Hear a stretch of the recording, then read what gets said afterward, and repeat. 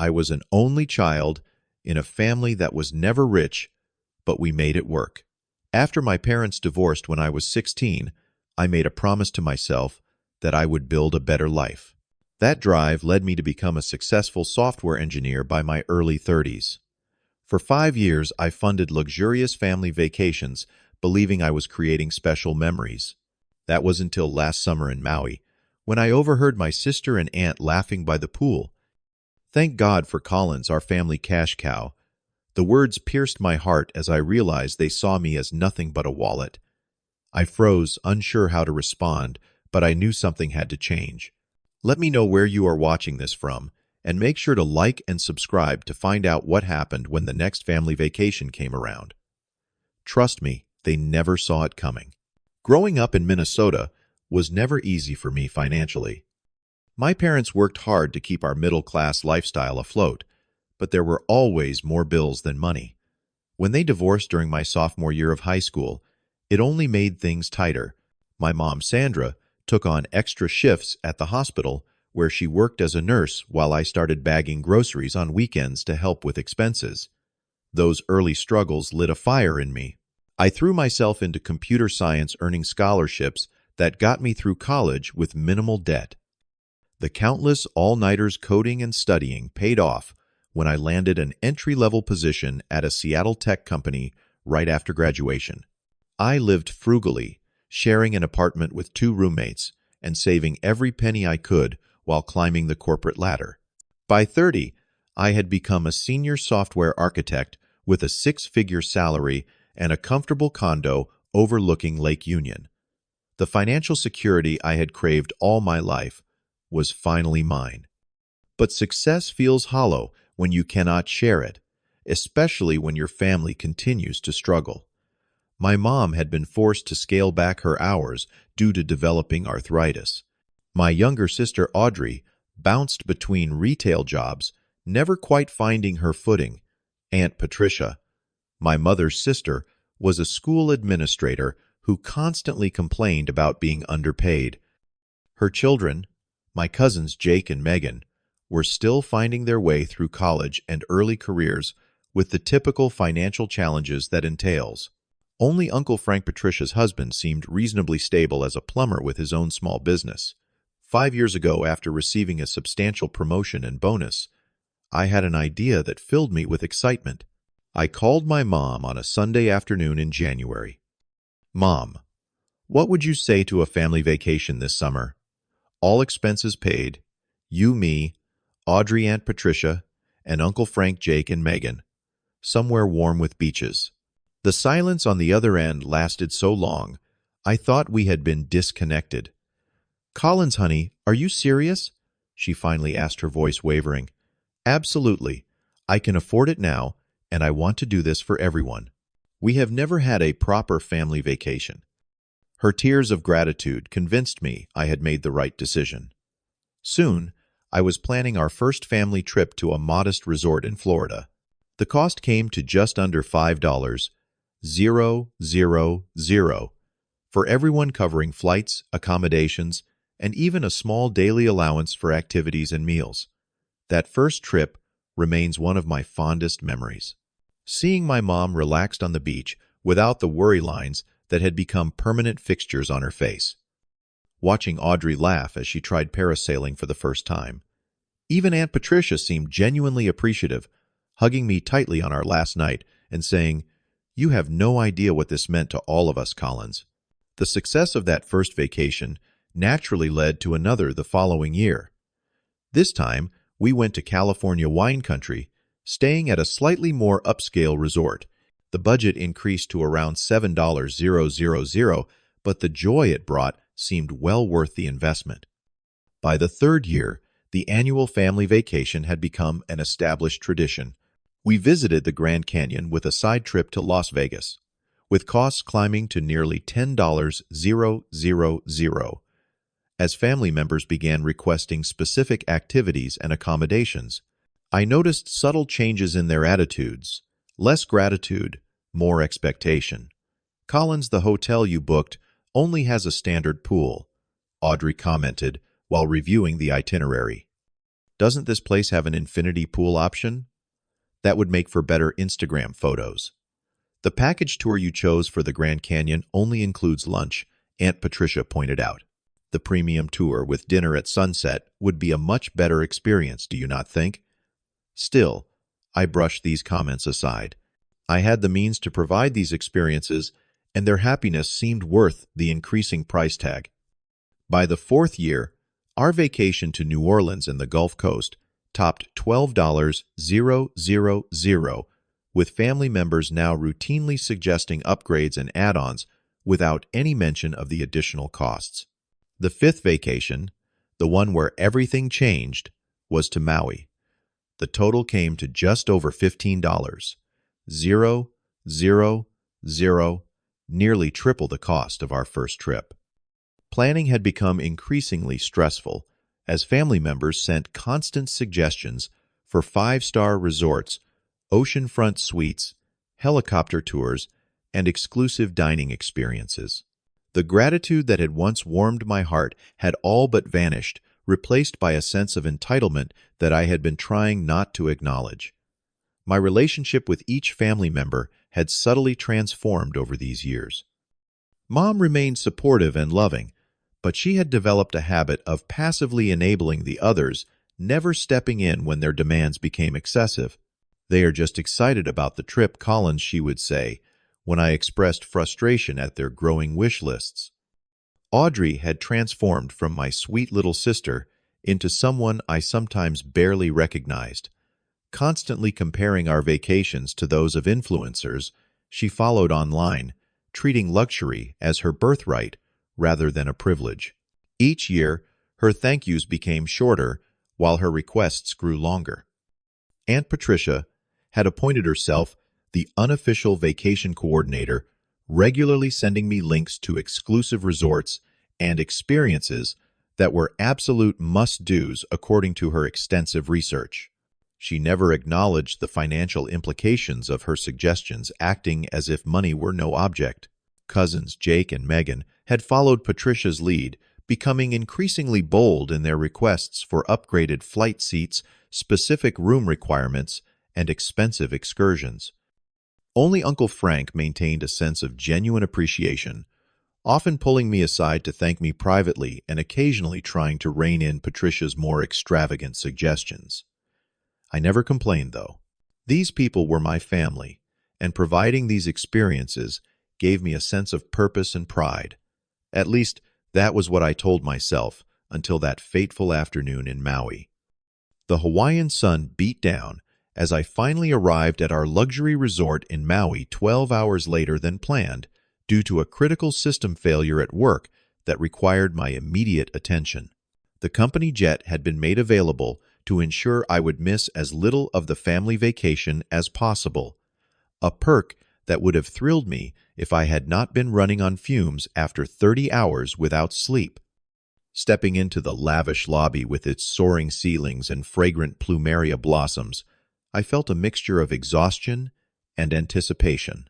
Despite the work emergency and grueling flight, I was looking forward to seeing my family's faces when they explored the oceanfront property I had selected. The $15,000 price tag included premium suites for everyone, a private beachfront cabana reserved for our entire stay, and a sunset catamaran cruise I had booked as a surprise. After checking in, I decided to find my family rather than going straight to my room. The concierge mentioned they were all by the main pool, so I made my way through the lush tropical gardens, looking forward to their welcome. As I approached, I could hear familiar voices around the corner and was about to call out when my sister Audrey's laugh rang out, clearly followed by words that stopped me cold. "Thank God for Collins, our family cash cow," she said, her voice slightly slurred from what I assumed was a cocktail or two. I froze mid-step, hidden by a large palm arrangement, as Aunt Patricia's voice responded, "I know, right? He works so much. He barely enjoys these trips, but at least we get to reap the benefits. He will not mind paying extra for the jet." "Ski rentals tomorrow," Audrey continued. "I already put down the deposit using his credit card number." The shock of hearing this kept me rooted in place, unable to move forward or retreat. "Do you not think you should have asked him first?" My mother's voice, but lacking any real conviction. "Mom, please," Audrey dismissed. "She's right. He makes so much money. This is nothing to him." Cousin Jake chimed in. "Besides, he's always saying, he wants us to enjoy ourselves." "She will not mind," Aunt Patricia declared. "And if by some chance he does, I will just tell him how stressed I have been lately and how much the jet skis mean to Audrey. He always caves when you pull the family card." The blood rushed to my face as I stood there invisible to my laughing family, hearing for the first time how they truly saw me. Not as a generous brother, son, and nephew, but as a cash cow to be milked for luxury experiences. The physical sensation of betrayal was immediate, a hollowness in my stomach, a tightness in my chest, a burning behind my eyes. Every extra hour I had worked to afford these increasingly extravagant vacations flashed through my mind. The weekend sacrificed the sleep, lost the personal life, postponed all so I could give my family experiences I had never had growing up, and this was how they viewed my efforts. I considered confronting them on the spot, imagining the shocked expressions that would replace their carefree smiles, but something held me back. Perhaps it was pride, not wanting them to see how deeply their words had wounded me.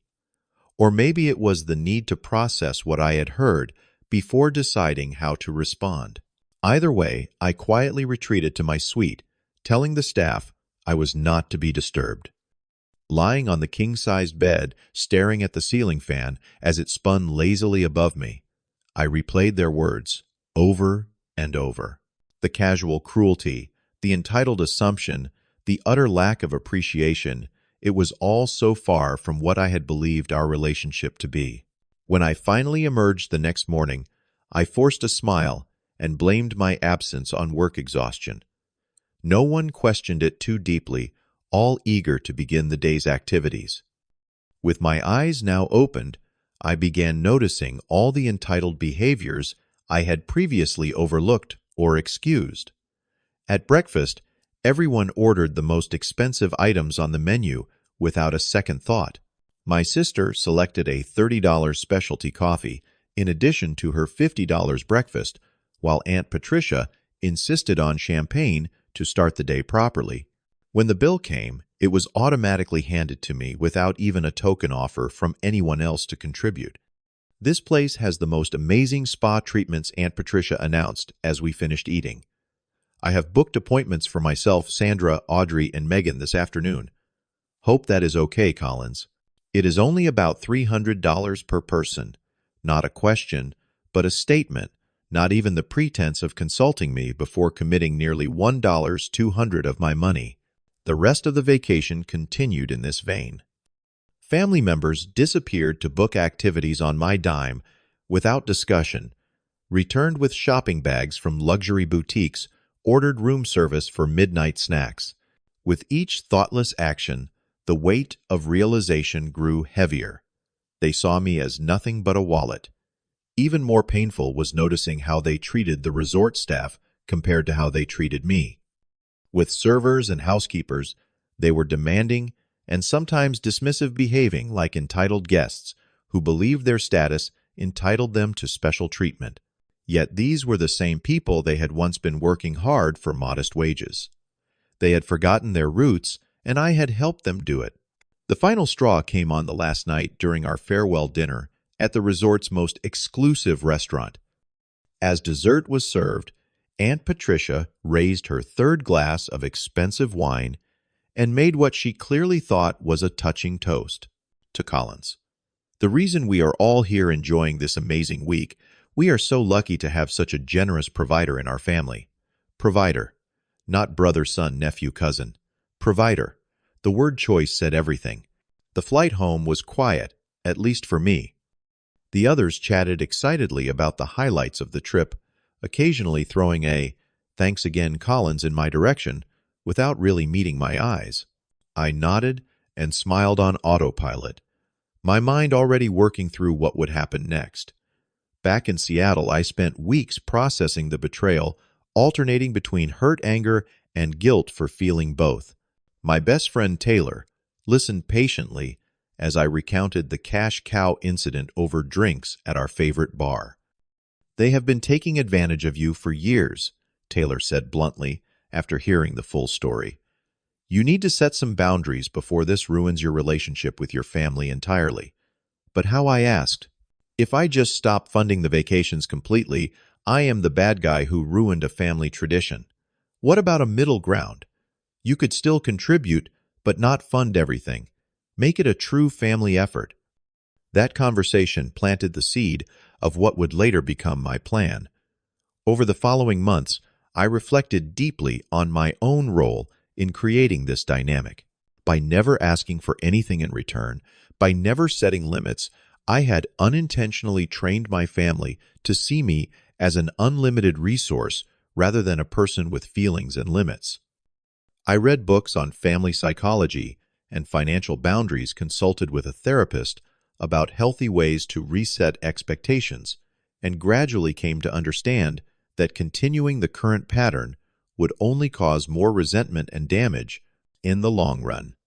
True generosity, I realized, needed to be given and received with awareness and appreciation to be sustainable. 6 months after the Maui trip, the annual tradition of vacation planning began right on schedule.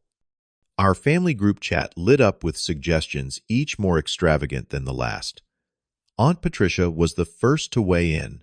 "I have been doing some research," she wrote, a phrase I had come to recognize as a preamble to an expensive proposal, "and I think the Bahamas would be perfect this year. The Rosewood Bahamar has these amazing villas with private pools. Everyone gets their own suite, but we're still all together." I looked up the resort she mentioned. Rooms started at $800 per night, with villas well into the thousands. Audrey jumped in immediately. "Oh my God, yes. And they have swimming with pigs on this private island excursion. Plus, there's a casino and like 5 different infinity pools. The spa is supposed to be incredible too." Soon, Jake and Megan had added their must-do activities: deep-sea fishing, jet ski tours, swimming with sharks, sunset cruises. Even my mother chimed in with a modest request for a special dinner at the Japanese restaurant that had been featured in a travel magazine she read.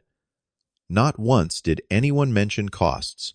Not once did anyone ask if I had a budget in mind. Not once did anyone suggest contributing themselves. The planning proceeded as if an unlimited fund existed specifically for their entertainment. My private phone buzzed with a text from, "Mom, you're okay with this plan, right, sweetie? Everyone is so excited." Instead of my usual immediate agreement, I replied with a non-committal, "Let me look into it and get back to everyone." This small deviation from the script was apparently concerning enough that my phone rang less than a minute later. "Is everything all right, honey?" Mom asked, worry evident in her voice. "You never need to look into it before." "Everything's fine, Mom. I just want to consider all the options. Actually, I am thinking of trying something different this year. But let's talk about it when I see everyone for dinner next week." That dinner, held at my condo 2 months before the planned trip date, would become a turning point in our family dynamic. I spent days preparing not just the meal itself, but the careful presentation I would make. I created a detailed spreadsheet of all vacation expenses over the past 5 years, opened a dedicated bank account with a vacation fund designation, and consulted with my financial advisor about the fairest way to structure a shared family expense. When everyone arrived that evening, the conversation initially followed the usual patterns. Excited chatter about the Bahamas, questions about whether I had booked the villas yet, discussions of the activities everyone wanted to prioritize. I served dinner and waited until dessert to clear my throat and call for everyone's attention. "I wanted to talk to you all about this year's vacation." I began, my heart pounding despite all my preparation. "As you know, this tradition is entering its 6th year, and it has grown quite substantially from our first trip." I distributed printed copies of the expense spreadsheet, watching as eyebrows raised at the total figures for each year. "As you can see, We've gone from a $5,000 vacation to a $15,000 vacation, and the proposals for the Bahamas would likely push us over $20,000 this year. If it's too much, my mother began, but I gently raised a hand. It's not about whether I can afford it. It's about creating a tradition that's sustainable and meaningful for all of us. So, I'm introducing what I'm calling the Family Vacation Contribution System. The phrase hung in the air as everyone looked at me with varying degrees of confusion. I've set up a dedicated vacation fund account. I continued sliding a paper with the account details across the table. Moving forward, I'll contribute exactly what everyone else puts in, dollar for dollar. If everyone contributes equally, we can create a budget that works for the whole family. The silence that followed was deafening. Aunt Patricia was the first to recover, her face flushing red. "What exactly are you saying, Collins? That we suddenly have to pay for these trips after 5 years?" "I'm saying that a family vacation should be a family effort," I replied, keeping my voice steady. "Everyone contributes what they can afford, but you make more than all of us combined." Audrey protested, her voice rising. "How is that fair?" "Fair would be proportional to income," I acknowledged, "but I'm not even asking for that. I'm offering to match whatever you all can put in, which means I'll still be covering half of everything. Probably more than half, since I'm guessing Uncle Frank will be the only other significant contributor." Uncle Frank, who had been quietly observing, gave me a small nod of understanding. At least one person got it. "I cannot believe you're doing this," Aunt Patricia said, pushing away her barely touched dessert. "After all we've been through as a family. After all the bonding we've done on these trips, this is about ensuring we continue to bond," I explained, "just in a way that includes everyone's participation and investment." "You're destroying a family tradition," Audrey accused, tears welling in her eyes. Whether they were genuine or manipulative, I couldn't tell anymore. "Is this punishment for something?" I took a deep breath. "This isn't punishment. It's an adjustment to make sure our tradition continues in a healthy way." The dinner ended shortly after with awkward goodbyes and promises to think about it from most. Only Uncle Frank lingered, helping me clear the dishes. "That took guts," he said quietly. "For what it's worth, I think you're right. Things have gotten out of hand these past few years." In the weeks that followed, the manipulation tactics began in earnest. Daily texts from Audrey ranged from guilt trips. "Remember when I took care of you during that flu 2 years ago?" to outright anger. "I've already told everyone at work about the Bahamas trip." Aunt Patricia tried a different approach, leaving voicemails about family loyalty and how her therapist was concerned about her stress levels if the vacation fell through. Even my mother, caught between supporting me and appeasing the others, called daily with gentle suggestions that perhaps I could compromise just this one last time. I held firm, sending weekly updates on the vacation fund's balance. After the first month, the total contributions amounted to $200, all from Uncle Frank. I matched it with $200 of my own, as promised. "At this rate," I wrote in the family chat, "our vacation budget will be $400, which should cover a nice dinner for those who've contributed. Still plenty of time to build that up, if everyone wants a more extensive trip." The passive-aggressive responses flooded in, but I refused to engage beyond reiterating the system. 2 weeks before the planned departure date, with the fund still sitting at just under $500, Frank had added another $50. Aunt Patricia made her final attempt to break me. She showed up at my condo unannounced on a Sunday morning, armed with family photo albums and a rehearsed speech about traditions and memories. I listened politely, offered coffee, and then responded with the simple facts: I had contributed over $50,000 to family vacations over 5 years, while they had contributed nothing. I had worked extra hours and sacrificed my own personal goals to provide luxury experiences that had gone unappreciated. I was not ending the tradition, I was adjusting it to be sustainable. "The deadline for contributions is tomorrow," I said firmly, as she left visibly disappointed that her emotional appeal had failed. Whatever is in the fund then will determine our vacation. When the deadline arrived, the fund contained exactly $750, $375 from Uncle Frank, matched by my $375. Nowhere near enough for the Bahamas extravaganza that had been planned, but sufficient for a more modest alternative. How about a fishing cabin on Lake Superior for the weekend? I suggested to Uncle Frank over the phone the day after the contribution deadline passed. Just you and me. The fund would cover it easily, and I found a great place that's supposed to have excellent walleye fishing. You know what? That sounds perfect, he replied, the smile evident in his voice. Patricia is still pretty steamed about everything, so it might be good for me to give her some space anyway. And that's how, instead of a luxury Bahamas vacation with 7 family members, I found myself driving north to Minnesota with just Uncle Frank for company. The small cabin we rented was rustic but comfortable, situated on a wooded lot with direct access to the lake. At $150 per night for 3 nights, plus the cost of food, fishing licenses, and boat rental, we came in well under our $750 budget. Those 3 days turned out to be some of the most genuine family bonding I'd experienced in years. Without the pressure of orchestrating a perfect luxury experience, I could actually relax. Uncle Frank and I fished during the day, cooked our catch for dinner, and spent evenings on the porch with beers, watching the sunset, and talking about everything from his plumbing business to my software projects. You know they're all sitting at home sulking, Frank commented on our second night as we grilled fresh walleye. Are they? I asked, genuinely curious about how the rest of the family was handling the situation. Oh yeah. Patricia tried to put together a last-minute trip to Virginia Beach with the kids, but when they realized they'd have to pay their own way, suddenly no one could take the time off work. He chuckled, flipping the fish fillets. Amazing how that works.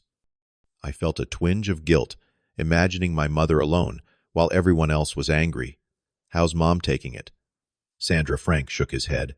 She's actually the one who needed this wake-up call the most.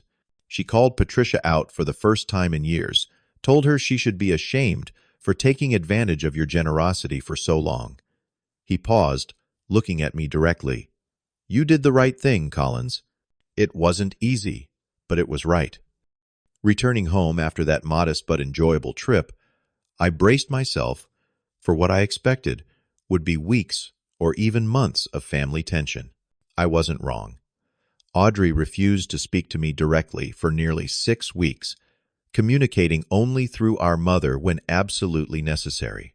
Aunt Patricia sent a single text expressing her disappointment in my priorities, then maintained radio silence.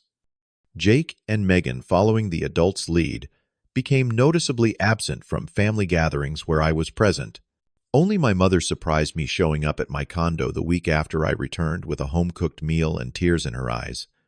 I owe you an apology, she said as we sat at my kitchen table. I should have stepped in years ago when things started getting out of hand. Instead, I let them take advantage of you because it was easier than confronting Patricia or disappointing Audrey. You don't have to apologize, Mom. Yes, I do, she insisted. I was so happy to see you successful and generous that I ignored how one-sided it all became. That wasn't fair to you, and it wasn't good for them either. I raised you better than they've been acting. Her acknowledgement was the first step in a slow healing process that unfolded over the following months. Family dinners resumed, initially awkward, but gradually warming as the ice thawed. Audrey was the next to come around, cornering me after a Sunday dinner at Mom's house. I've been thinking a lot about everything she said, studying her shoes, rather than meeting my eyes. I got so caught up in the luxury and the Instagram posts that I forgot these trips were supposed to be about family, not resorts and activities. It's okay, Audrey. No, it's not, she said, finally looking up. I took advantage, and worse, I was ungrateful. I'm sorry, Collins. Really sorry. Even Aunt Patricia eventually extended an olive branch, though in her characteristic style it came wrapped in justifications. I may have gotten carried away with the planning she conceded during a family birthday celebration. I just wanted everyone to have the best possible experiences. As the next summer approached, the subject of a family vacation arose again, this time with a noticeably different tone. The suggestions were modest: a weekend at a lakeside cabin large enough for everyone, a camping trip to a national park, a road trip to visit relatives in neighboring states. More importantly, everyone talked openly about costs and how they could contribute. The vacation fund, which had remained open, began to see regular small deposits. Audrey contributed $50 from each paycheck. Jake and Megan pooled resources to add their share. Even Aunt Patricia made a point of depositing her tax refund into the account. By the time we needed to make reservations, the fund contained nearly $2,000, half from them, half from my matching contributions. We settled on a long weekend at a spacious cabin on Lake Michigan, with everyone handling their own transportation and taking turns preparing meals. The total cost came to about $1,800, leaving a small start for the following year's trip. Without the pressure of five-star expectations, everyone seemed more present, more engaged with each other, rather than with amenities or activities. One night, as we all sat around a bonfire on the beach, I looked around at my family's faces, illuminated by the dancing flames. Mom relaxed and smiling as she roasted a marshmallow. Audrey laughing at something Jake had said. Aunt Patricia and Uncle Frank holding hands like newlyweds. Megan taking photos not for social media validation, but to capture a genuine family moment. This, I realized, was what I had been trying to create all along. Not impressive vacations, but authentic connection. Not gratitude for my financial contribution, but mutual investment in our shared experience. The healing journey wasn't just about establishing financial boundaries, though that was certainly part of it. It was about rebuilding authentic relationships based on mutual respect rather than transaction. It was about learning to express my needs instead of silently resenting when they weren't met. And perhaps most importantly, it was about finding peace with being appreciated for who I am, not what I can provide. That realization extended beyond family into other areas of my life. I became more mindful of the dynamics in my friendships, my dating life, and even my professional relationships. I found the courage to speak up when boundaries were crossed, to clarify expectations before resentment could build, and to be generous without depleting myself. Looking back now, I understand that money has a unique power to complicate family dynamics. It can mask underlying issues, create unhealthy dependencies, and distort genuine connections.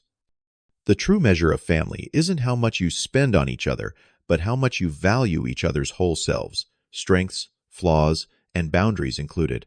I'm grateful for the painful lesson I learned by the pool in Maui, and even more grateful for the stronger, healthier family relationships that eventually emerged from that moment of clarity. True family supports each other's growth rather than enabling entitlement. Sometimes, the most generous thing you can do for the people you love is to help them find their own strength, even when that process involves difficult conversations and temporary discomfort. Have you ever had to set difficult boundaries with family members who took your generosity for granted? Comment below and share your experience. How did you handle it, and did it ultimately strengthen or weaken your relationship? If you found value in my story, please like this video and subscribe to hear more real-life lessons each week. Remember, healthy boundaries aren't selfish. They're necessary for authentic relationships. Thank you for listening to my story, and I wish you strength in your own journey toward balanced, respectful family connections.